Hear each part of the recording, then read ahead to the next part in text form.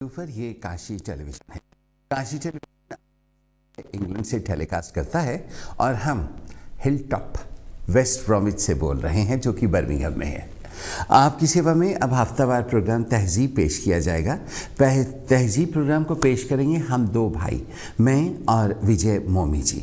विजय मोमी जी कैमरे के परली तरफ रहेंगे और हो ना हो यकीनन इस बात में कोई शक नहीं है कि ये दुनिया के सबसे अच्छे फोटोग्राफर हैं और एक बहुत अच्छे वीडियोग्राफर भी हैं। और इसका सबूत आपको मेरे फेसबुक पर दोस्ती करने से होगा। इन्होंने कुछ मेरी तस्वीरें खींची हैं जिनके नीचे मैंने लिखा हुआ है VM, तो आप देख के समझ जाना कि ये विजय मोमी की खींची हुई तस्वीरें हैं और किस तरह से वो एक इंसान की खूबसूरती में फ़ोटोग्राफी के ज़रिए चार चांद लगा सकते हैं, देखकर ही आपको पता लगेगा। तो फिर फेसबुक पर मेरे साथ दोस्ती कीजिए ना। अब तो आपको लालच भी दे दिया है, फ़ोटो देखने के बहाने ही सही। और जहाँ तक उनकी वीडियोग्राफी का संबंध है उसके बारे में बाकी की बातें अभी आपको बताई जाएंगी। स्काई चैनल 772 पर जो ये तहजीब प्रोग्राम होता है इसको आप ऑफ कोर्स स्काई चैनल 772 पर तो देखते ही हैं और पूरे यूरोप में देखते हैं, पूरे अमेरिका में देखते हैं, पूरे कनाडा में देखते हैं। यानी कि जहाँ जहाँ पर भी अच्छे प्रोग्राम्स को देखने वाले लोग रहते हैं वो इस स्काई चैनल को ज़रूर देखते हैं। 99.9% लोग, और जो 0.1% लोग कहते हैं कि हम इस चैनल को नहीं देखते, वो झूठ बोलते हैं। अब इस चैनल पर आपके एडवर्टाइजमेंट का होना बहुत ज़रूरी है। उसके लिए आपका मुझसे बैठकर आराम के साथ बात करना भी बहुत ज़्यादा ज़रूरी है। भगदड़ में नहीं बल्कि आराम के साथ। और उसके बाद मैं आपको बताऊंगा कि किस तरह से हम आपकी मदद कर सकते हैं।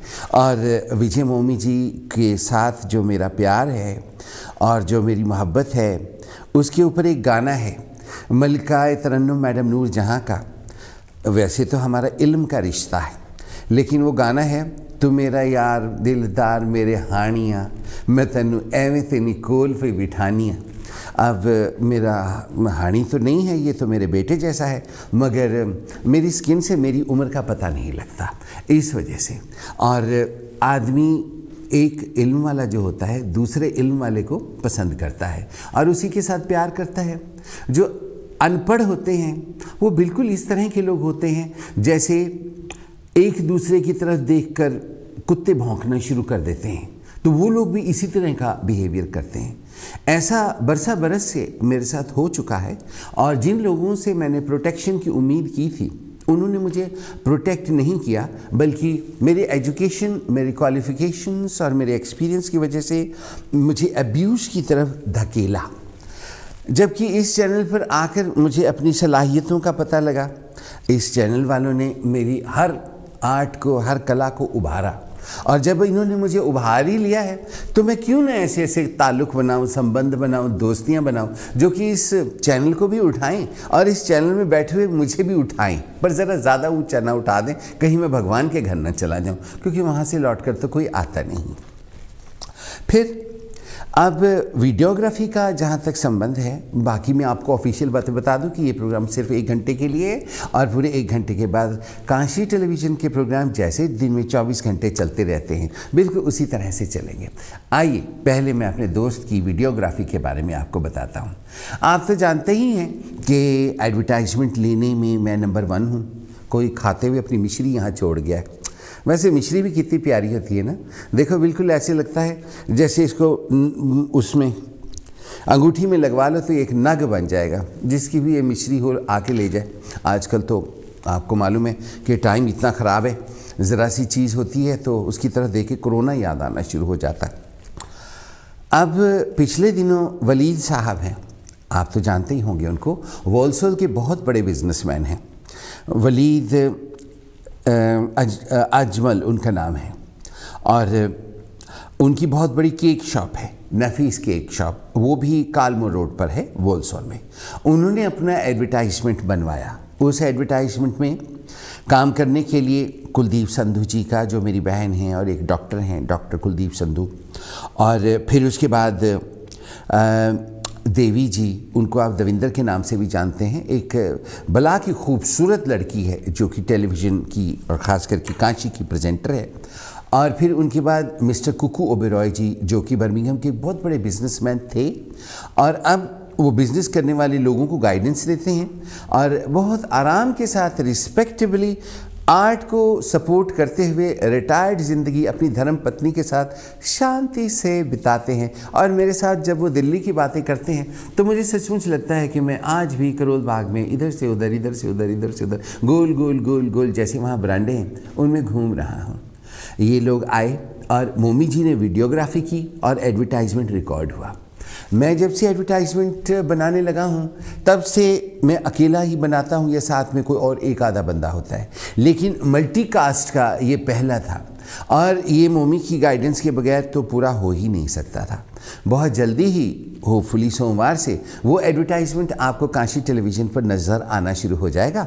उसके बाद आप वलीद की दुकान नफीस केक्स में ज़रूर जाना और उसको जाके कहना कि हमने तेरा एडवर्टाइजमेंट काशी टेलीविज़न पर देखा है और विकी तेरी बातें कर रहा था टेलीविज़न पर। बस इतना काम आपने करना है। वैसे उसकी क्वालिटी का सामान होता है और उसके जैसा दूसरा कोई सानी नहीं है उसकी दुकान का।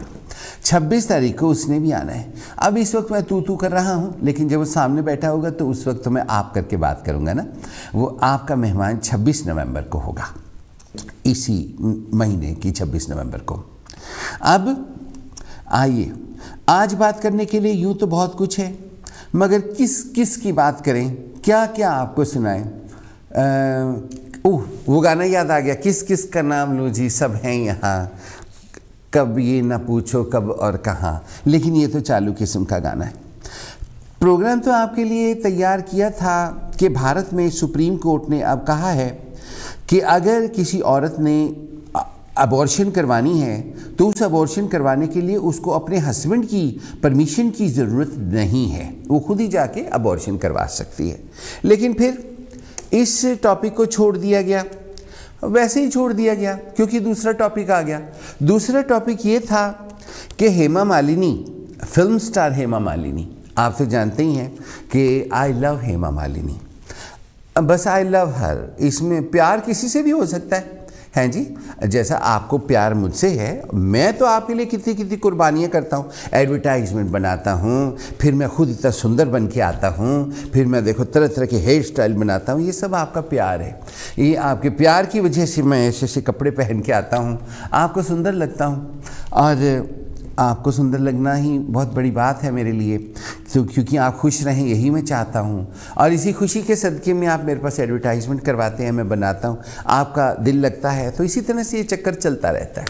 लेकिन हेमा मालिनी ने मुझे सच तो कुछ नहीं दिया, लेकिन अब एक बात से मुझे बड़ी तकलीफ़ हुई।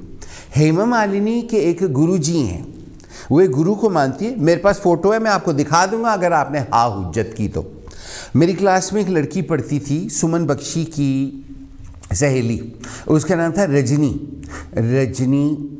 भल्ला। रजनी भल्ला भी उस गुरु को मानती है, तो वो पलवल जाती है। पलवल से पहले एक जगह है सीही, आपको पता होगा, सीही गांव, और सीही गांव के सूरदास हुए हैं। आपको याद है ना सूरदास? अगर नहीं याद तो आप मुझे टेलीफोन करना, मैं आपको सूरदास की कहानी सुनाऊंगा कि सूरदास जी कौन थे। तो सूरदास जी का उधर गांव है। हेमा मालिनी वहाँ जाती, एक बार रजनी भी वहाँ पे खड़ी हुई थी ऐसे करके, साथ में हेमा मालिनी भी खड़ी थी ऐसे करके, और रजनी ने ऐसे करके सेल्फी खींची। सेल्फी में हेमा मालिनी भी आई हुई है, तो वो मैं आपको किसी दिन ज़रूर दिखाऊंगा। वो फ़ोटो मुझे पहले मोमी को सेंड करनी पड़ेगी और फिर उसके बाद वो फ़ोटो आएगी। अच्छा जी, फिर हेमा मालिनी किसी काम से फरीदाबाद आई। फरीदाबाद आकर वो मथुरा रोड, वहाँ की एक रोड मशहूर है, और वो रोड पे बहुत सी इंडस्ट्रीज़ हैं और वहाँ पर आवारा डंगर पशु भी बहुत घूमते हैं। तो हेमा मालिनी सड़क पे खड़ी पता नहीं क्या कर रही थी। वैसे उस इंडस्ट्री में इतनी ज़्यादा मद्रासने बंगालने होती हैं कि अगर हेमा मालिनी वहाँ खड़ी हो ना तो कोई उसको पहचान नहीं पाएगा, क्योंकि वहाँ और बहुत सी हेमा मालिनी जैसी लुक अलाइक्स घूम रही होती हैं। वहाँ पर एक छोटी सी फैक्ट्री है कॉन्टिनेंटल डिवाइस, वहाँ पर मेरी मासी काम किया करती थी। उनकी एक सहेली थी, उसका नाम था कुंजमा।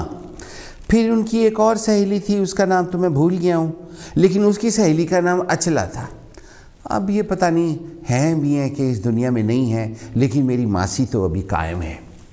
उसका नाम सुमेरा है। तो फिर जो हेमा मालिनी वहाँ खड़ी थी तो वहाँ से एक सांड आया। सांड तो आप समझते हैं ना, ऑक्स, ऑक्स OX, ऑक्स, सींगों वाला सांड, बड़ा सारा सांड। उसने हेमा मालिनी को देखा। हेमा मालिनी को कहता घर, हेमा मालिनी का उस सांड ने हिच करके सींग हेमा मालिनी को मारा। ये सच्ची खबर है, मैंने मन से नहीं बनाई, मेरे पास पेपर की कटिंग है, मैं आपको दिखा दूंगा।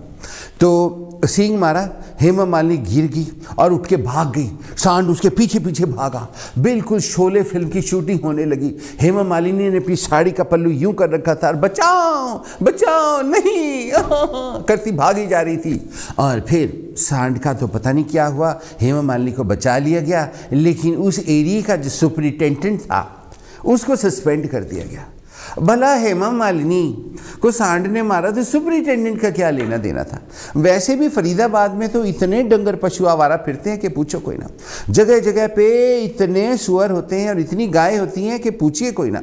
वहाँ एक बहुत बड़ा अस्पताल है, बादशाह खान अस्पताल, उसके पास मेरी माँ काम किया करती थी और मैं स्कूटर पर उनको छोड़ने जाता था। और वो अक्सर कहती थी कि बेटे ज़रा बड़े ध्यान से चलाया कर, जिनकी गाय बच्ची या सुअर में तू टकरा गया ना और अगर वो मर गया तो उन्होंने कहना है तो अपने घर के सारे डंगर छोड़ जा, हमारा फिर भी अच्छा था।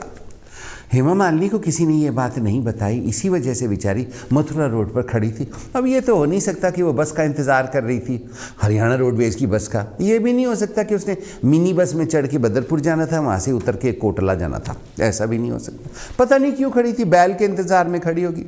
वैसे भी इस उम्र में अटेंशन लेने के लिए आदमी बहुत कुछ करता है, तो शायद इसने खुद ही बैल को देखे ऐसे किया हो तो बैल को गुस्सा आ गया हो। ऐसा होता है, क्यों नहीं होता जी, दुनिया में बड़ा कुछ होता है। एक जगह पर मैं काम करता था, वहाँ पर एक बड़ी बेवकूफ़ किस्म की औरत थी। उसको देखकर ना मुझे गुस्सा बिल्कुल इसी तरह से आता था जैसे हेमा मालिनी को देखकर बैल को गुस्सा आया। वो भी मेरे जैसे ही मैं उसको देख कैसे करता था, वो कहती थी, इस तरह की हरकतें उसकी करती थी। तो उस जगह पे 5 प्रेजेंटर थे, वो मर गए थे।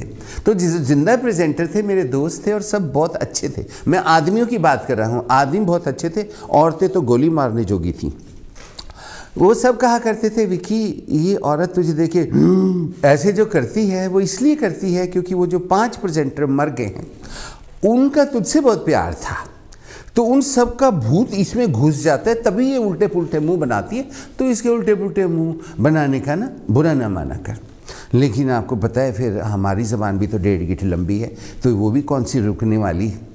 बस ये बात है जी कि रानी का सिर फूटा सबने देखा था, लेकिन जो नहीं, दासी का सिर फूटा सबने देखा था, लेकिन जो रानी का दिल जला था वो किसी ने नहीं देखा था। अच्छा, तो टॉपिक तो आपके साथ ये करना था कि भाई हेमा मालिनी को बैल ने टक्कर मारी थी। आपका भी कभी किसी डंगर से या पशु से ये कांटेक्ट इस तरह का हुआ है तो बताइए, और फिर हम ही करके बिल्कुल ऐसे हंसेंगे जैसे गांव में औरतें एक मंजी पर बैठ करके हंसती, और जो बुढ़ियाँ होती हैं उन्होंने ऐसे करके कंबल लिया होता खेस, और यहाँ तक उनके खेस होता है, वो आंखों से देख रही होती, और कई तो खेस के नीचे से चाय का गिलास लेकर घुट घुट करके चाय भी पी रही होती। आपने देखा होगा, आपने ज़रूर देखा होगा, अगर मैंने देखा तो आपने कौन सा नहीं देखा होगा। और आप में से बहुत सी ऐसी होंगी जो वहाँ पर जाकर बिल्कुल इसी तरह की हरकतें करती होंगी। तो अब आप वहाँ जाकर ये भी बताइएगा कि कांची टेलीविज़न पर इस तरह की बातें आती। लेकिन फिर सोचा कि चलो ये बात रहने दो, कहीं हमको लोग पिछड़ा हुआ ना कहें। फिर उसके बाद एक और टॉपिक आया कि हम सब लोग अपने आप को इतना काइंड कहते हैं, इतना अच्छा कहते हैं, लेकिन हमारी हैवानियत की जो हद है वो इतनी दूर तक जा चुकी है कि वहाँ से लौट आना संभव है या नहीं संभव है। इसके पीछे रीज़न क्या है ये हम कह नहीं सकते। मैं तो इस बात को मानता हूँ कि जो कुछ भी इंसान करता है उसकी माँ उसको सिखाती है तो वो करता है, क्योंकि माँ ही पहला मदरसा है और माँ ही सबको सिखाती है। ये बात मानी हुई है। अगर कोई आपकी चोरी करता है तो मैं ये मानता हूँ कि उसकी माँ उसको सिखाती है कि वो चोरी करता है। अगर किसी ने आपके पैसे खा लिए जिन लोगों ने मेरे खाए हैं मैं उनसे माफ़ी मांग के ये बात कहता हूँ। मैं आपके ऊपर आधारित करके ये बात नहीं कर रहा, मैं जनरल सी बात कर रहा हूँ कि उन लोगों की माँ ने चोरी उनको सिखाई होगी, तभी उन्होंने आपके पैसे खा लिए। फिर उसके बाद एक कुत्ते के पैर में एक बड़ा सारा दिवाली का बम बांध के उसको आग लगा दी, कुत्ते की टांग के परखच्चे उड़ गए। ये भी हैवानियत है, और ये आज से 200 साल पहले की बात नहीं है। ये उस दिन जिस दिन हम एक दूसरे को दिवाली मुबारक कर रहे थे तो कुत्ते के साथ ये किया गया। ये भारत में एक जगह खड़गपुर में खरीदा इलाके में तेज शोर के साथ एक बैंड पटाखे का इस्तेमाल एक कुत्ते के पैर पर बांधा गया कुछ लड़कों ने, और फिर उसको जला दिया गया। जो घायल कुत्ता हुआ है उसकी ये हालत है, आप देखो। आप भी एक इंसान हो, आपके साथ अगर ऐसा किया जाए तो आपको कैसा लगेगा। मैं तो चाहता था कि वो भागती हुई हेमा मालिनी की खबर में मैं आपको दिखाऊं, लेकिन वो थोड़ा सा ऊपर नीचे हो गया। मैं अगली बार से मैं और मोमी जी दोनों मिलकर दिखाया करेंगे। फिर उसके बाद आज मेरे एक बहुत प्यारे दोस्त हैं, वो वोलसोल में रहते हैं, मुझे उनसे बहुत मोहब्बत है। एक ज़माने में उनको भी मोहब्बत थी, अब तो पता नहीं वो मोहब्बत केड़े खूह खाते पड़ गई। उन्होंने आज सुबह सुबह फेसबुक पर लिखा हुआ था कि मुझे कई रात से सपने आ रहे हैं कि ताजमहल के नीचे शिव मंदिर है। मेरे दिल में बहुत सी बातें आईं कि मैं इसको लिखूं। फिर मैं क्या छाट बना, जहालत की हद है। आइए, इससे पहले कि मैं आपको आज का टॉपिक बताऊं, उस टॉपिक को सुन के आपके तन बदन में आग लग जाएगी। मैं आपको एक कविता सुनाता हूं। कविता का नाम है बाहरी जिंदगी। जीवन की आधी उम्र तक पैसा कमाया, आप तो अभी भी कमा रहे हैं। मैं कईयों को जानता हूं धक्के खाते फिर रहे हैं। जीव इतनी लंबी बाहर निकली है ऐसे प्राण कभी भी निकल सकते। एक पैर केले के छिलके पर, दूसरा पैर कब्र में, फिर भी ऐसे ऐसे करके दुकानों में खड़े और टिल के ऊपर टन टन। पैसा कमाने में इस शरीर को खराब किया, बाकी आधी उम्र तक उसी पैसे को शरीर ठीक करने में लगाया। ना शरीर बचा ना पैसा। ये भारत की बात हो रही है। यहाँ तो लोगों को NHS की गोली से आराम नहीं आता, लेकिन अगर कोई चोर उचक्का आपको नज़र आ जाए कोई घर की बनी गोली का, तो उसके जो 100 पाउंड देकर खरीदेंगे ना वो मिट्टी, वो खा के आराम आ जाएगा। एक्चुअली गोली से आराम नहीं आता, पैसे खर्च के आराम आता है। शमशान में के बाहर लिखा था, मंजिल तो तेरी यही थी, बस जिंदगी गुजर गई आते आते। क्या मिला तुझे इस दुनिया से, अपनों ने ही जला दिया तुझे जाते जाते। हाय हाय हाय हाय, ऐसा कभी किसी के साथ ना हो। मैं आपको कुछ बताऊंगा अभी थोड़ी देर में, पहले मैं आपको कविता सुना दूं। दौलत की भूख ऐसी लगी कि कमाने में निकल गए, जब दौलत मिली तो हाथ से रिश्ते निकल गए। और भी लुच्चे पुच्चे चोर उचक्कों के, बदमाश औरतों के बड़े रिश्ते बन जाते, रिश्ते हाथ से नहीं निकलते। नकली उस वक्त बनते हैं जब आपके पास 4 पैसे होते हैं। असली रिश्ता तो ही बनता है जब आप खाली खड़े रह जाते हैं। बच्चों के साथ रहने की फुर्सत ना मिल सकी, फुर्सत मिली तो बच्चे कमाने निकल गए। अब बच्चे घर में बैठे रहे तुम्हारी बेवकूफ़ियाँ देखने हैं। बच्चों ने कमाना नहीं, बच्चों ने ज़िंदगी नहीं उतानी। मैं कई लोगों को जानता हूँ जगह जगह रोते फिरते, मेरा मुंडा मैनू कुछ नहीं देता, वो अपना टब्बर पाले या तुम्हें खिलाए। ऑफ कोर्स तुम्हें भी खिलाएगा, आप लोगों को तो पेंशनें भी। ये यहाँ के लोगों की बात हो रही है, इंग्लैंड के। कहीं शोर ना मचा देना, हाँ नहीं वो। अब देखो, आप लोगों को तो पेंशनें भी मिलती हैं, उसके बाद 4-4 मकान आपके किराए पे चढ़े हुए हैं, लड़के के पल्ले काख नहीं, उसने कमाना है, बीवी को खिलाना है, बच्चों को भी खिलाना है। आप तो कुछ अंटी से निकालते नहीं कि अगर पैसे इसको दे दिए तो फिर हमारी सेवा कौन करेगा। सेवा तो देखो जी, जो यहाँ पर नर्सें करती हैं वो आपकी नुएं नहीं करती। समझ गए ना क्या बात हो रही है। और जिन बेटियों की गुण आप गाते हैं वो अपने घरों में सुखी बसती, वो आपके घरों में तो रहती नहीं। इसके ऊपर भी मैं आपको कोई किसी और दिन बात सुनाऊंगा। लेकिन आइए आज के टॉपिक की बात करते हैं। अगर ये कहा जाए कि एशियन औरतों की कीमत ये है कि आज भी जवानी की 4 मिलती हैं और औरतों ने ही बात बना रखी है कि हम देवियां हैं, हम माएँ हैं, हम बहनें हैं, और ये औरतों को कहने की ज़रूरत पड़ती है। और मैं तो कईयों को ऐसियों को जानता हूँ जो रेडियो टेलीविज़न पर वो प्रेजेंटरों के काम करती हैं और 24 घंटे यही कहती हैं कि मैं एक माँ हूँ, मैं एक बेटी हूँ, मैं एक माँ हूँ, मैं एक बेटी हूँ, हाय मैं आपकी माँ हूँ, मैं आपकी बेटी हूँ। वो यही कहने के लिए रेडियो पर आती हैं और टेलीविज़नों पर भी अक्सर देखी जा सकती हैं। लेकिन असलियत तो ये है कि जिनको हम देवियाँ कहते हैं, आज उनका सड़क पर चलना भी भारत जैसे देश में जहाँ पर पत्थर की मूर्तियों को पूजा जाता है मुश्किल है। पिछले दिनों दिल्ली में जो रेप केसेस हुए हैं, वो लड़की जिसके बीच में सरिये डालकर उसको ऐसे करके फाड़ दिया गया था, उसको सड़क पर फेंक के चले गए थे और फिर कई घंटे तक कोई रुका नहीं था उसकी मदद करने के लिए, और फिर वो हॉस्पिटल में उसने दम तोड़ दिया था। आपको मालूम ही होगा इस बात का। उसके बाद जितनी दलित लड़कियों के रेप हुए हैं वो तो अखबार में भी नहीं आए, और जो थोड़े बहुत आए भी थे उनके ऊपर जब मैंने शोर मचाया तो मुझे ये वार्निंग दे दी गई थी, यहाँ पर नहीं जहाँ मैं कहीं और काम करता था, कि तुम रेप की बात मत किया करो, हमें शर्म आती है। वो औरतें ही थीं जिन्होंने मुझे मना किया था कि औरत के रेप की बात तुम मत किया करो, हमें शर्म आती है। इसका मतलब ये है कि औरतें ही औरतों का रेप करवाती हैं। और ऐसी औरतें जिन्होंने मुझे मना किया था, अगर उनका रेप हो तो उनकी क्या हालत होगी आप खुद सोचिए। रेप तो कभी किसी दुश्मन की बेटी का भी ना हो, रेप के बाद आदमी मर जाता है और वो जिंदा नहीं रहता, बस एक शरीर ही चलता है। ये वही लोग जान सकते हैं जिनका हुआ है। असलियत में आम लोगों को इस फीलिंग का पता नहीं लग सकता, वो सिर्फ यही बातें करते कि उन्हें शर्म बहुत ज़्यादा आती है।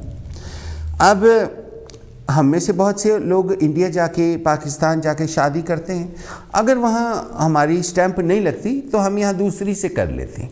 करते हैं कि नहीं करते? करते हैं ना, हमारी माएँ ही करती हैं। अगर एक बीवी अपने हस्बैंड से झगड़ा करके चली जाती है तो बहुत सी माएँ ऐसी हैं वो कहती हैं केड़े कोर्ट कचहरी दे चक्कर च पाएगा, किसी वेले इंडिया शंडिया जाएगी उत्थे मरवाई किसी को पैसे दे के टक्कर, ताकि ना ये होएगी ना कोई अगे केस चलेगा, तू अपनी जान बचा, तेरे को बथेरा पैसा है, दे ते काम खत्म करा। हमारी माएँ कहती है कि नहीं कहती हैं? मैं आपको फिर बता दूंगा कि किसकी कहती थी ऐसी बात जो मुझे पता है। फिर उसके बाद बीमारी जब एक बीवी को हो जाती है तो कई बार वो खुद ही अपने हस्बैंड को कह देती हैं कि आप दूसरी शादी कर लो, मेरा खर्चा बहुत है और मेरे बचने की भी उम्मीद नहीं है। फिर बहुत सी इस तरह की होती हैं जो खुद भी अपने हस्बैंड के लिए रिश्ता ढूंढ लेती हैं और खुशी खुशी हस्बैंड शादी कर भी लेते हैं। बहुत सी इस तरह की होती हैं कि इधर मरी, आपको इस बात का पता है कि जिस दिन वो मरती है उस दिन लड़के को देख जाते हैं, पति को। जिस दिन चौथा होता है उस दिन रुपया पकड़ा जाते हैं, और संस्कार के तीसरा दिन जब फूल तार देते और उससे अगले दिन शादी हो जाती है, दुल्हन आ जाती है। अगर माँ को कहा जाए, लड़के की माँ को, कि है ले हुणे ले आंदी, बड़ी जल्दी कर देती तुझे, साल तो वो लैन देते, तो वो कहती है ले रोटी कौन पकांदा फिर जे साल हो जाता, साल रोटी किने बड़ा, मैं तो बुढ़ी हाँ, मेरे को तो कुछ भी नहीं होता। बातें आती सिर्फ, आपको मालूम है ना। लेकिन हम अंग्रेज़ों के बारे में कहते हैं हाय इनका तो कुछ नहीं होता, इन जो बहन बेटी में फ़र्क नहीं है समझते, इन लोगों की तो बीवियाँ इधर उधर धक्के खाती हैं। और अगर हम इनकी बात करना शुरू कर दें तो कोई इंटरेस्ट नहीं लेता और इनकी अच्छाइयों की तरफ हम ध्यान करना नहीं चाहते। आज देखिए, जहाँ पर एक तरफ सारे रेडियो स्टेशन अपनी तरफ मैं माँ हूँ मैं बेटी हूँ कर रहे हैं, कोई रसमलाई पका रही है, आपने सुना ही होगा, और पिछले 25-30 साल से उसकी रसमलाई नहीं बनी रेडियो पर, रोज़ दोपहर को रसमलाई बनाने का प्रोग्राम आता है। फिर उसके बाद कोई भूली बिसरी यादों में है, किसी की नालायक नूह है वो नए नए गाने बजा रही। तो इस तरह की फिजूल हरकतें जहाँ पे हो रही हैं, टेलीविज़न वाले लोग हैं वो सब लोग अपने जो भी वो काम करते हैं वो काम करने में बिज़ी हैं, और जो अंग्रेज़ हैं वो सच्चाई की तरफ जा रहे हैं। एक ज़माने में स्कूल में मुझे बताया गया था कि एक टाइम आएगा लोग महात्मा गांधी को भूल जाएंगे, पंडित नेहरू को भूल जाएंगे, और अब वो टाइम आ गया है। लेकिन जिन लोगों ने अच्छे काम किए होते हैं उन लोगों को लोग याद रखते हैं। सचमुच आपको मालूम है, जब मैं रेडियो पे काम करता था, जब लड़ाई हुई थी, वो लड़ाई इस बात पे हुई थी कि मैंने जो वहाँ काम आ गई थी एक औरत, उसको मैंने बोला कि मैंने महात्मा गांधी को जिन्होंने कॉल किया इंतज़ार करें, महात्मा गांधी का प्रोग्राम करना है। तो वो कहने लगी व्हाट गांधी। तो मैंने फिर बंदे का पुत्र बनाया कि व्हाट गांधी। हमारे बुजुर्गों को कोई बुरा कहे, हमें ये इस बात से दुख होता है। रिचर्ड रैटक्लिफ, ये अब आज का टॉपिक स्टार्ट होता है, इसके ऊपर बात कीजिएगा। जो लाइव कॉल कर रहे हैं इंतजार करें, कम से कम टॉपिक तो सुन लें। टॉपिक शुरू होगा तो बात होगी ना। देखिए रिचर्ड रैटक्लिफ एक आदमी, उसने एक औरत से शादी की, नाज़नीन से, और वो ईरान की थी। वो ईरान चली गई। ईरान जाने के बाद वो वहाँ पर ईरान की सरकार ने उसको किडनैप करके अरेस्ट कर लिया। इंग्लैंड का और ईरान का कोई उधार खाता चल रहा था। उधार खाते में इंग्लैंड ने ईरान को पैसे देने थे। अब ये पॉलिटिकल बातें ऐसी हुई और उस पॉलिटिकल शिकंजे में वो लड़की फंस गई, नाज़नीन। और उसके फंसने के बाद ब्रिटिश गवर्नमेंट ने कोई साथ नहीं दिया। उसके हस्बैंड ने, उसकी सास ने, जो अंग्रेज हैं, रिचर्ड रैटक्लिफ, लड़की एशियन है, अफगानी, ईरानी। तो वो बड़े लारे लगाए, हुण बुलावांगे, कल बुला लवांगे ना, कह रहे हैं ना बुला लवांगे, इंतज़ार कर, आ जानी। लेकिन हमारे prime minister Shri Boris Johnson ने कुछ नहीं कहा। तो फिर अब जो उनके हस्बैंड हैं लड़की नाज़नीन के, रिचर्ड रैटक्लिफ, उन्होंने इंतज़ार किया काफ़ी दिन। फिर उसके बाद अब वो पार्लियामेंट के बाहर भूख हड़ताल पर बैठे अपनी बीवी को यहाँ लाने के लिए। हम रेसिज्म की बात करते हैं, हम कलर डिस्क्रिमिनेशन की बात करते हैं, लेकिन एक गोरा, एक एशियन लड़की को यहाँ लाने के लिए भूख हड़ताल पर बैठा है। उसको भूखे 20 साल हो गए, 20 दिन हो गए हैं आज पूरे, और वो कहता है मैं अपनी बीवी की खातिर यहाँ भूखा बैठ के जान दे दूँगा, मैं मर जाऊँगा, और आप जब तक प्राइम मिनिस्टर मेरी वाइफ को यहाँ लेकर नहीं आएगा। आज प्राइम मिनिस्टर बोरिस जॉनसन ने ईरान के जो बड़े लोग हैं उनके साथ इस बारे में बात करनी है। वहाँ पर सारे इंग्लिश चैनल पहुँचे हुए हैं, लेकिन वहाँ पर हमारे बर्मिंघम के या लंदन के या मैनचेस्टर के या ब्रेडफोर्ड के कोई एशियन टेलीविज़न स्टेशन नहीं पहुँचा है। मेरा बहुत दिल है, आने वाले कुछ दिनों में हम तो चाहेंगे कि उनकी बेटी आ जाए यहाँ, उनकी बहू, लेकिन अगर नहीं आई तो मैं अपने काशी टेलीविज़न के साथ वहाँ ज़रूर जाऊँगा, और मुझे मोमी जी भी मेरे साथ जाएंगे, वहाँ पर फोटोग्राफी करेंगे। तो फिर ये टॉपिक जो है वो आज का ये है कि एक अंग्रेज़ अपनी ईरानी बीवी के लिए इतना सेक्रीफाइस कर रहा है। उसकी आदमी की माँ, रिचर्ड रैटक्लिफ की माँ, जो एक गोरी है, वो कहती है कि मुझे इस बात का फ़ख्र है कि मेरी बहू की खातिर मेरा लड़का अपनी जान की कुर्बानी देने के लिए तैयार है। रिचर्ड रैटक्लिफ का ब्रदर इन लॉ उसके पास बैठा है, जो कि एक डॉक्टर है, और उसने ये कहा है कि 20 दिन भूखा रहते रहते इसको हो गए हैं। अब इसका शरीर ही इसकी बॉडी को खा रहा है, अंदर से इसके ऑर्गन्स कमज़ोर हो रहे हैं और इसकी हालत ठीक नहीं है, ये स्लो होता जा रहा है। लेकिन रिचर्ड रैटक्लिफ का कहना है कि मेरी बीवी यहाँ आएगी तो मैं ज़िंदा रहूँगा, नहीं तो मैं मर जाऊँगा। ईरान वालों ने कई बार वादे किए कि हम इसको भेज देंगे, लेकिन वो भेजते नहीं हैं, उसको छोड़ते, दोबारा से फिर उसको पकड़ लेते। इस तरह के हालात चल रहे हैं। अब हाल ये है कि आप बताइए, जो लोग इंतज़ार कर रहे हैं टेलीफोन पर, मेहरबानी करके आप टेलीफोन कीजिए 0300770246 कि आप अपनी बीवी से कितना प्यार करते हैं। ये बात सुनकर आप बुरा ना मानिए, और जो बीवियां यहाँ इस वक्त सुन रही हैं, आप भी मेहरबानी करके टेलीफोन कीजिए और बताइए कि आपके हस्बैंड ने कितना आपके साथ प्यार किया था, और आपको अगर छोड़ दिया गया तो आपको किस वजह से छोड़ दिया गया? क्योंकि जितनी छोड़ी हुई औरतें हैं उनकी तो तादाद इतनी है इंग्लैंड में कि कोई भी जो सेल्फ रिस्पेक्टिंग पर्सन होगा उस कंट्री का, उसको दुख होगा। लेकिन हमारे लोगों को कितना दुख होता है ये आपको अच्छी तरह से पता है, क्योंकि जब श्रीमती इंदिरा गांधी एयरपोर्ट नई दिल्ली से जहाज़ उड़ता है तो सिर्फ डेड बॉडीज़ उड़ती हैं। उनकी फीलिंग्स, उनके सेंटिमेंट्स, उनके इमोशंस, वो सब इंदिरा गांधी पर ही रह जाते हैं। आपको इस बात का अच्छी तरह से पता ही होगा। बस क्या एग्जाम्पल आपको देनी, यंगर जनरेशन के लिए तो उनके सामने किसी अच्छे एशियन की एग्जाम्पल ही नहीं है, लेकिन हम लोगों के लिए एग्जाम्पल्स हैं, वो देते हुए हमें शर्म आती है, लेकिन वो ज़रूर देंगे। लेकिन पहले मेहमान का स्वागत करते हैं। सबसे पहले का very welcome ji, good afternoon. Hello, good afternoon. Good afternoon, अस्सलाम वालेकुम। आपको जुम्मा मुबारक। आप कैसे हैं? बस वक्त गुजर रहा है माशाल्लाह माशाल्लाह, वक्त गुजरना चाहिए। मैं भी कोई 1.5 साल के करीब ईरान में रहा हूँ, तो वहाँ पर शॉर्ट टर्म भी मैरिजेस भी होते हैं। वो शिया लोग हैं वहाँ, अक्सर उनकी जो रस्में रिवाज हैं। जी मैं आपकी बात को समझता हूँ। मेहरबानी करके आप जो आज की बात हो रही है उसी के बारे में बात करें जी। आप जो आज की बात हो रही है उसी बात में बात करें, आप शिया सुन्नी के चक्कर में ना पड़े। नहीं, मैंने कहा कि वो उसकी बच्ची भी है तो मैरिज इज क्वाइट सिक्योर, तो ये ब्रिटिश गवर्नमेंट को उनकी हेल्प करनी चाहिए। आपने बड़ी अच्छी टॉपिकल बात की है जो आजकल वो खबरों में मैं सुन रहा था। जी जी, हेलो जी जी, हाँ हाँ सुन रहे। तो ये इस किस्म के वाकयात बड़े रेयर होते हैं, लेकिन ईरानियन हुकूमत को भी कोऑपरेट करना चाहिए इस सिलसिले में कि वो इन कपल की एक बच्ची भी है और वो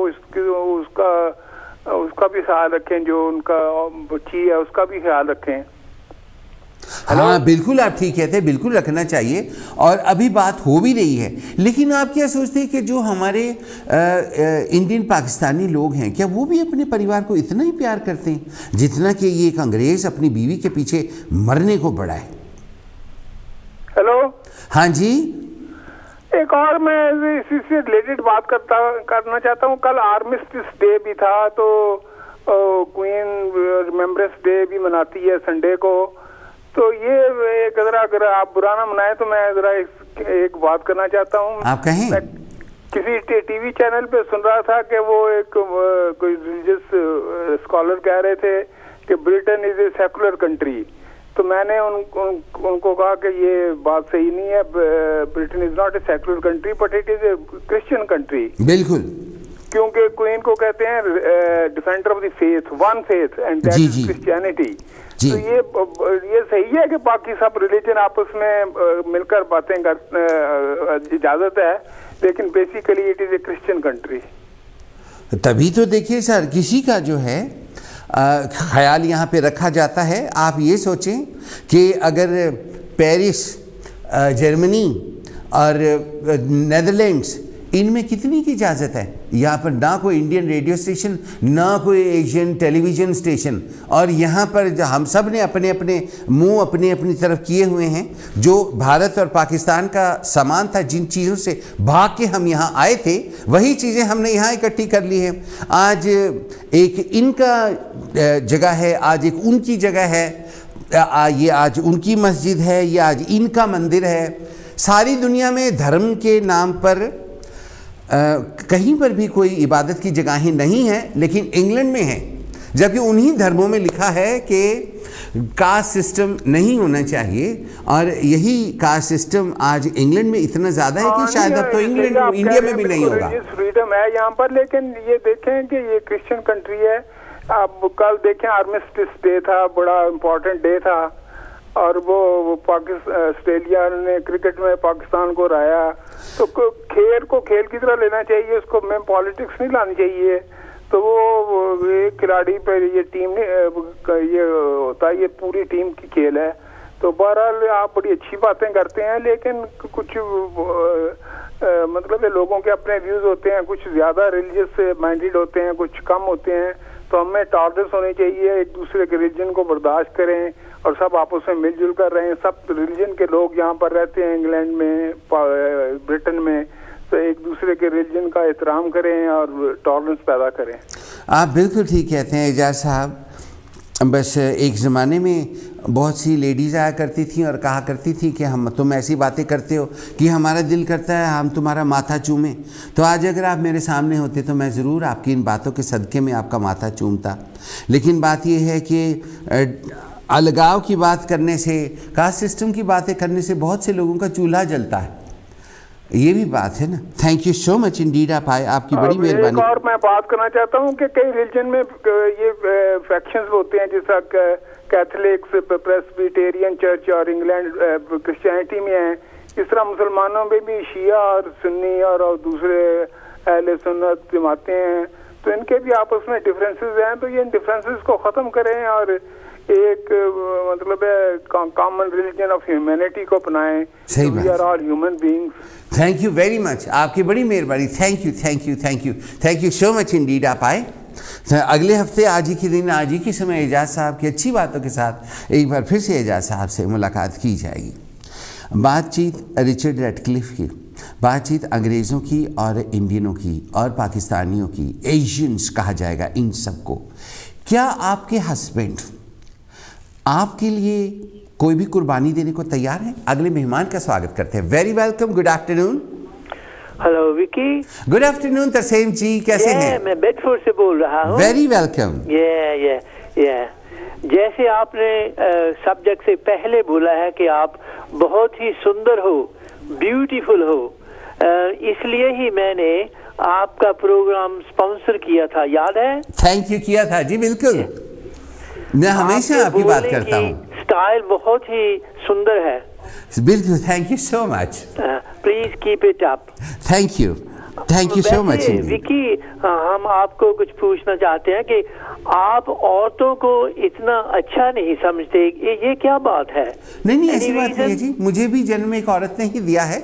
लेकिन मैं बात ये कहता हूँ कि रिचर्ड रैडक्लिफ अपनी बीवी के लिए इतनी बड़ी कुर्बानी दे रहा है।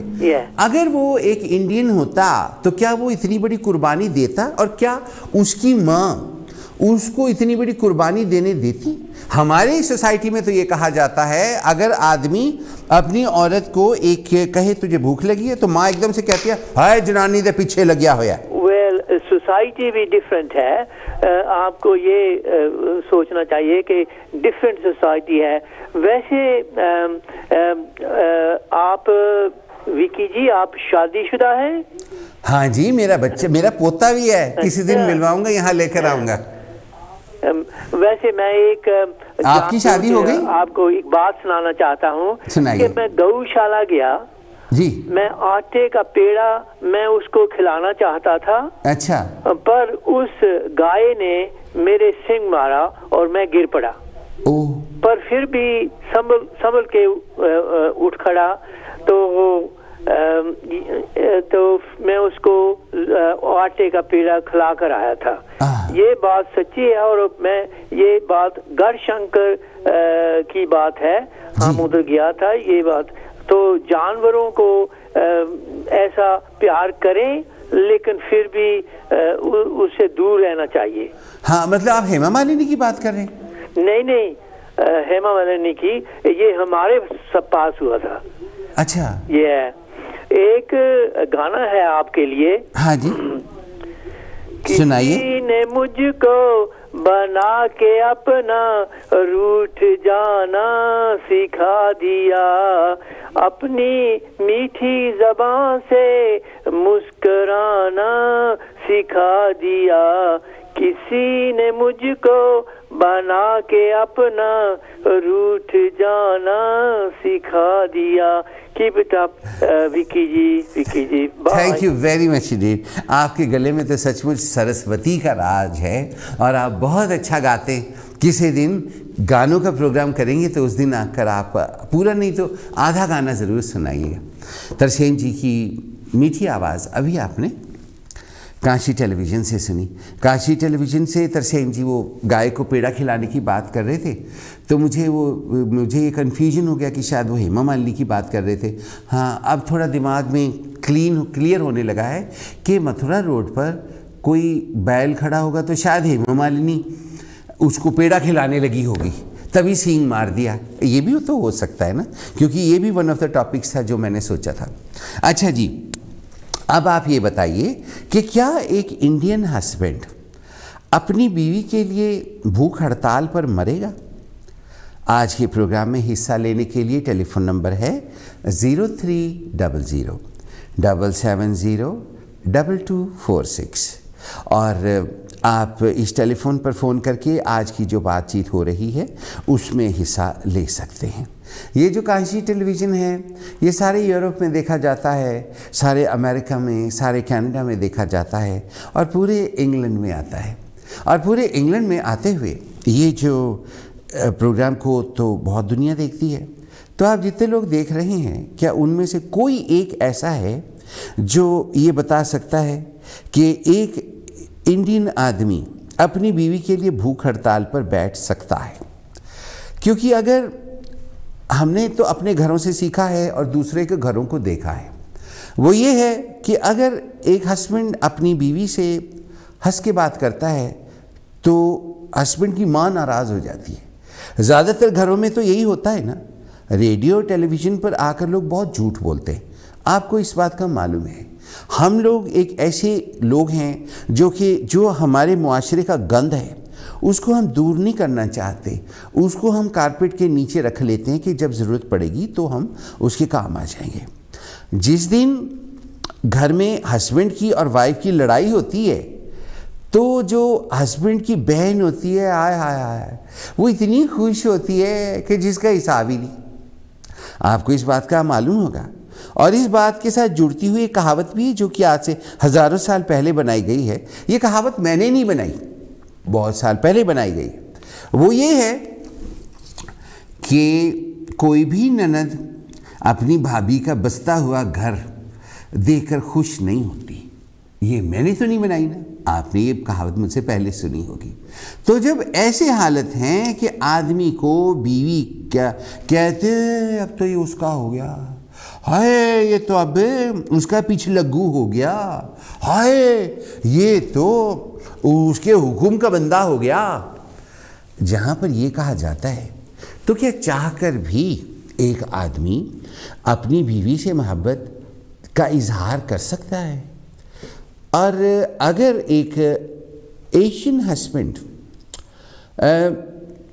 भूख हड़ताल पर बैठ जाए कि मेरी बीवी को आप इंडिया से यहाँ लेकर आएं, तो बाकी के लोग उसको क्या कहेंगे?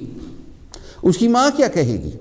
पहले नंबर माँ का, फिर उसके बाद उसके दोस्त क्या कहेंगे, फिर बाकी के दुनिया वाले क्या कहेंगे, और आप लोग रेडियो टेलीविज़न पर आकर क्या कहेंगे? ये सब कुछ मुझे बताने की ज़रूरत तो है ही नहीं। आप तो यही कहेंगे ना कि वो छोड़ पड़े, उहदे किहड़े फुल लगे हैं, उहदे किहड़े दो मुँह लगे हुए हैं, हूर मिल जाएगी, केड़ी गल है, प्लेंटी फिश इन द सी, कहेंगे कि नहीं कहेंगे?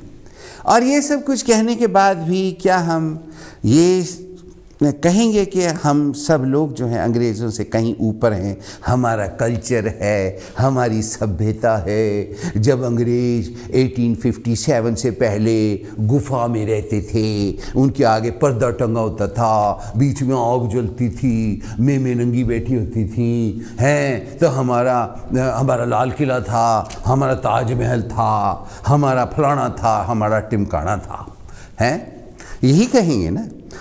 तो और फिर आज मैं चाहूँगा कि जो बाकी के इस वक्त टेलीविज़न और रेडियो वाले लोग सुन रहे हैं, जो कि सुन रहे हैं ऑफ कोर्स, वो भी मुझसे बहुत प्यार करते हैं और क्यों ना करें। उन सब के लिए जो भगवान ने मेरे थ्रू करवाया है वो भी अच्छी तरह से जानते हैं और भूल नहीं सकते, और मुझ पर नज़र रखते हैं पूरी। आज भी मेरी खैर खबर लेने के लिए मेरे घर के आसपास कौन घूमता है और कौन नहीं घूमता, ये भी मुझे नज़र तो आता ही है, चाहे जालियों के पीछे से आए, चाहे बालकनी से आए। तो फिर वो लोग रिचर्ड रेडक्लिफ को वहाँ पर कवरेज करने के लिए क्यों नहीं गए हैं? जब कोई और चीज़ों के लिए जाते हैं तो ये भी, इसके लिए भी तो जाना चाहिए था ना। हम लोग हमेशा रेसिज्म की बात करते हैं, लेकिन रेसिज्म हमेशा एशियन लोगों की तरफ से ही देखने के लिए आता है। अंग्रेज़ों की तरफ से तो टू बी ऑनेस्ट अभी तक तो आया नहीं। क्या है? फिर उसके बाद आप ये भी सोचिए कि रिचर्ड रेडक्लिफ अगर इंडियन होता तो क्या हमारे रेडियो टेलीविज़न की कवरेज वाले वहाँ जाते कि ना जाते? और इस वक्त जितने लोग सुन रहे हैं उनको मैं कहूँगा कि आज काशी टीवी पर आइए और बताइए अपने काले मुंह लेकर कि आप लोगों ने रिचर्ड रेडक्लिफ की कवरेज क्यों नहीं की। नंबर 1 कि क्या वो अपनी बीवी का साथ दे रहा है इस वजह से। और आज भी एशियन सोसाइटी में बीवी को पैर की जूती माना जाता है और इसी बात का ये सबूत है कि जनरली इस तरह की बातें लोग करते हैं। और जब पैर की जूती कहा जाता है तो ये भी कहा जाता है कि जूती को सर पे नहीं रखना चाहिए। और अगर आज रिचर्ड रेडक्लिफ इंडियन होता या एशियन होता तो जनरली उसको भी हमारे लोग जाकर कानों में शायद यही बातें कहते कि नहीं कहते। ये सारी बातें जो अब तक काशी टेलीविज़न पर हुई हैं ये सब गलत बातें हैं। अगर आप ये सोचते हैं तो ज़रूर काशी टेलीविज़न पर टेलीफोन करें और इसके बारे में बात करें। अब जब तक आप टेलीविज़न पर फ़ोन पे बात करते हैं तब तक मैं आपको आने वाले प्रोग्राम्स के बारे में बताता हूं जो कि बहुत मेहनत के साथ हमने मुंतखब किए हैं आपकी सेवा में लाने के लिए। उनको इंटरेस्टिंग बनाया गया है। देखिए, काशी टेलीविज़न हर टेलीविज़न स्टेशन से अलग है, इस बात में कोई शक नहीं है। काशी टेलीविज़न पर हर लैंग्वेज बोली जाती है, इंग्लिश, हिंदी, उर्दू, मीरपुरी, पंजाबी और बाकी के बंगाली मद्रासी प्रोग्राम भी करने के लिए हम लोगों की तलाश कर रहे हैं। लेकिन बात यह है कि बंगालियों के अपने जो हैं टेलीविज़न स्टेशन हैं, लेकिन फिर भी हम चाहते हैं कि हमारे यहाँ पे प्रोग्राम हों। मगर बहुत सी टेलीविज़न हैं जो सिर्फ पंजाबी बोलते हैं, बहुत से जो सिर्फ बंगाली बोलते हैं, बहुत से हैं जो साउथ इंडिया के दीगर दूसरी लैंग्वेजेस के है। लेकिन एक काशी टेलीविज़न ही है जहाँ पर हर लैंग्वेज बोली जाती है, हर रिलीजन का पर्सन यहाँ काम करता है और उसके अलावा मेहमान का स्वागत करते हैं। Very welcome ji, good afternoon. जय गुरुदेव, धन गुरुदेव। जय गुरुदेव जी, धन गुरुदेव, वेरी वेलकम, स्वागतम। मैं महेंद्र कौर बोलती लेस्टर तो। महेंद्र कौर जी, कैसे हैं? करते आ वेरी गुड, नाइस आ। पर अगे हो चुकी पर अजकल बच्चे पढ़ गए आ, एक दूसरे ने समझ गए आ कि हुण ये कमी कम हो गई है। अच्छा जी, ये हो गई। Thank you. तू नहीं हाले जाना ना महेंद्र कौर जी, कुड़ियां मुंडे तो पढ़ गए हैं लेकिन उन्होंने दी मावा ने तो नहीं ना बीए कर ली। ओ कोई बात नहीं, देख जिसने तो अपने बच्चों के नाल रहना आ, मैं 100% गल कहंदी हां, वो अपने बच्चों की फॉलो करन। हाँ जी, अगर नहीं रहना तो उन्होंने मर्जी, नहीं रहना फिर दुनिया ने नहीं जीन देना। बच्चों ने ना रहना, उन्होंने फॉलो करन, जिद्दां वो कहंदे उद्दां करन तां सुखे सोखिया। हाँ जी, हाँ जी, मेरी गल समझी? पता नहीं मैं रॉन्ग है या ठीक? नहीं, तुसी बिल्कुल ठीक कह रहे हो। क्यों रॉन्ग क्यों कहोगे तुसी? जे बच्चों नी तुसी फॉलो करोगे वो थोड़ी जिंदगी बना सकते आ। हाँ जी, बना सकते हैं। जे अच्छे बच्चे आ yes. वो सबकी जिंदगी बना सकते, एक दूसरा भी सीख सकता है जी, है ना। अगर ये हम नहीं सीखना, ये साडी प्रॉब्लम है, बच्चा की प्रॉब्लम नहीं। ਅਸੀਂ ਖਰੇ ਕਿੱਥੋਂ ਅਸੀਂ आए हैं इस इंग्लैंड दे विच सिर्फ एक अपनी खुशी के लिए, रोटी खाने के लिए भी सानू गरीबी साडी दूर हो जाए। यस, जे अगर ऐसी गरीबी ते वही हाथ रखिए असी कभी कामयाब नहीं हो सकते, नो। हाँ, ये मैं कहती हाँ भी जो बच्चे अज पढ़ लिख गए आ उन्हां दे मगर चलूंगे तो सुरगिया, जे नहीं चलना उन्हां दी मर्जी। हाँ जी, पर गल है ना साडे एशियन कम्यूनिटी दे विच ये गल इन्नी आसानी नाल नहीं हो सकती कि जे नहीं रहना तो तुहाडी नहीं मर्जी। बाकी रिश्तेदारां ने नहीं जीण देना भी इहने अपने माँ प्यो नूं नहीं पुछया। जे तां तुसीं अपनी मन दी सुणनी जां अपने आप दी तुसीं सुणनी आ, फिर तुसीं कामयाब। जे दूसरी एक दूसरे दी तुसीं प्रॉब्लम सामने, तुसीं कभी कामयाब नहीं हो सकते। Thank you very much indeed Mahendra Kaur ji, थोड़ी बड़ी मेहरबानी। अपना सोचो फिर बार में दूजे दा सोचो। Thank you so much. सही है ਜਿਹੜੇ ਸਿਆਣੇ ਚੰਗਾ ਕੰਮ ਕਰ ਗਏ ਉਹਨਾਂ ਦੀ ਕੋਈ ਕਦਰ ਨਹੀਂ ਪਾਉਂਦਾ, ਜਿਹਦੇ ਚੰਗਾ ਨਹੀਂ ਕਰਦਾ ਉਹਦੀ ਕਦਰ ਹੁੰਦੀ ਆ। हाँ जी, और ਜਿਹੜੇ ਹੁਣ ਚੰਗਾ ਕਰ ਰਹੇ हैं ਸਾਨੂੰ ਉਹਨਾਂ ਦੇ ਨਾਲ ਖੜੇ ਹੋਣਾ ਚਾਹੀਦਾ ਹੈ, ਸਪੋर्ट करना ਉਹਨਾਂ चाहिए। ਦੇ ਬਰੋਬਰ ਪਰ ਸ਼ਾਬਾਸ਼ ਏ ਜਿਹੜਾ ਗੋਰਾ ਆਪਣੀ ਵਾਈਫ ਲਈ ਇੰਨੀ ਹਿੰਮਤ ਕਰਦਾ ਆ, ਸ਼ਾਬਾਸ਼ ਏ ਦੁਨੀਆ ਨੂੰ ਆਇਨਾ ਦਿਖਾਲਦਾ ਆ। जी बिल्कुल, ਹਨਾ, ਸਹੀ ਗੱਲ ਆ। ਤੁਸੀਂ ठीक कह रहे हो महेंद्र कौर जी, थैंक यू वेरी मच। तुसी आए, ਤੁਹਾਡੀ बड़ी मेहरबानी, और फिर भी ज़रूर दोबारा आना। और जैसे कि महेंद्र कौर जी को थैंक यू करते हुए हम एजाज साहब का थैंक यू करते, जिनके आने से प्रोग्राम में रौनक लग जाती है। तरसेम जी का थैंक यू, जिनके आने से इस प्रोग्राम में 4 चांद लग जाते। बहुत मेहरबानी आपकी, और आने वाले प्रोग्राम में इसी तरह से साथ दीजिएगा। शुक्रवार को एक बार फिर से 1 और 2 बजे के दरमियान मुलाकात होगी। मोमी जी, जिनकी सहायता के बगैर ये प्रोग्राम कंप्लीट हो ही नहीं सकता था, उनका दिलो जान के साथ बहुत बहुत थैंक यू। और आप जिन सब भाई और बहनों ने इस प्रोग्राम को देखा उनका भी थैंक यू, और डॉक्टर कुलदीप संधू जी का वेरी स्पेशल थैंक यू, जो कि मेरी बहुत प्यारी कुक भी हैं और मेरी ड्रेस डिज़ाइनर भी हैं। अगले हफ्ते मिलने का पक्का वादा करते हुए इजाज़त दीजिए। जय गुरुदेव।